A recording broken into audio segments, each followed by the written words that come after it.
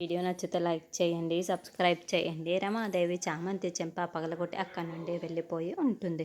రోజా కూడా అక్కడి నుండి వెళ్ళిపోయిన తర్వాత చామంతి ఇంకా ఆ ఇసుకలోనే తన చుట్టూ కూడా ఏదో ఒక గీతలు గీసుకుంటూ రౌండ్గా గీత గీసుకొని ఆ రౌండ్లో నిల్చొని ఉంటుంది. అప్పుడే ప్రేమ అక్కడికి వచ్చి, ఇప్పుడు నువ్వు నా కాలు పైన కాలు పెట్టి యువతలకి వచ్చేసాయి అని చెబుతాడు. దాంతో చామంతి చాలా షాకింగ్గా ప్రేమ్ వైపుకు తదేకంగా చూస్తూ ప్రేమ్ కాళ్ళపైన కాళ్ళు పెట్టేసుకొని ఉంటుంది. దాంతో ప్రేమ్ ఒక్కసారిగా చామంతిని తన పైకి లాక్కుంటాడు. అలా ప్రేమ్ పైన చామంతి పడిపోతుంది.